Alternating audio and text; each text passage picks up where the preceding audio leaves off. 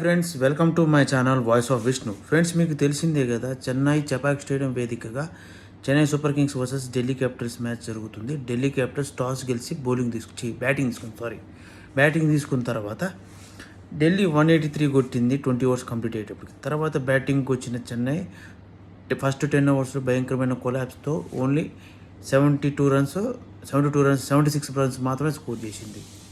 తర్వాత ఏం జరుగుతుందంటే నెక్స్ట్ 10 ఓవర్స్లో మ్యాచ్ పూర్తిగా చెన్నై స్టేజ్ నుంచి పోయినట్టు ఉంది. ఓవరాల్గా ఫిఫ్త్ వికెట్ పడింది. ధోని వచ్చారు. వాళ్ళు బ్యాటింగ్ చూస్తుంటే లో రన్ రేటు, అసలు ఎవరు ఏ స్టేజ్లో కొట్టడానికి ఇష్టపడినట్లేదు. ధోని సింగిల్స్తో గడుపుతున్నట్టున్నాడు. ఓన్లీ విజయ్ శంకర్ స్ట్రైక్ చేయడానికి ట్రై చేస్తున్నాడు, అది స్ట్రైక్ అవ్వట్లా.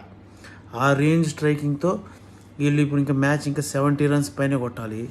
ఎలా కొడతారో చూద్దాం. విజయ్ శంకర్, ధోని బ్యాటింగ్ చేస్తున్నారు. ఇద్దరు ఏం చేయలేకపోయారు. మ్యాచ్ ఇంకా చెన్నై ఓడిపోయింది పూర్తిగా.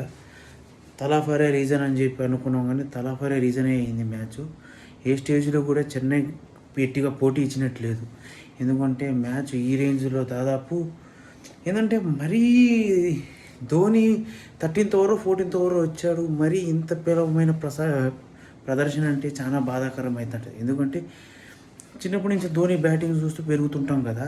సో ఈ రేంజ్ డిసప్పాయింట్మెంట్ పర్ఫార్మెన్స్ అనేది కొంచెం బాధాకరం. కానీ ధోనికి కూడా పాపం అతను పెయిన్ ఉంటుంది కదా. అవతల పక్కన వాళ్ళ పేరెంట్స్ కూడా వచ్చి ఉన్నారు. సో అది కూడా చూసుకోవాలి పాపం.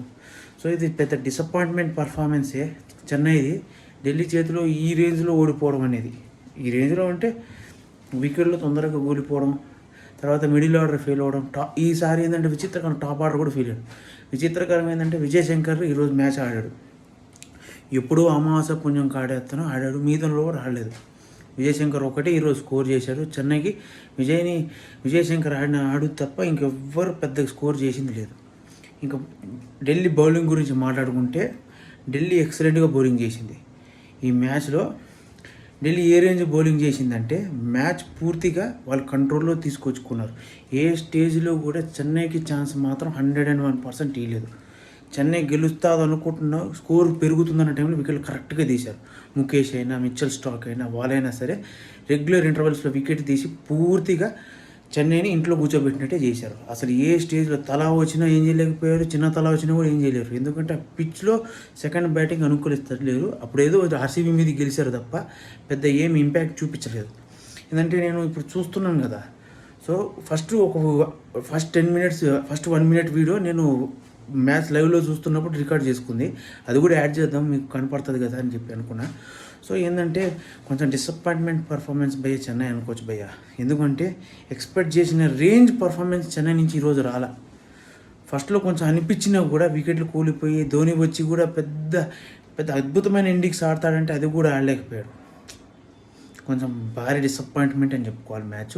సో ఫ్రెండ్స్, మీకు కానీ ఈ వీడియో నచ్చితే లైక్ చేసి subscribe to my channel voice of Vishnuvardhan.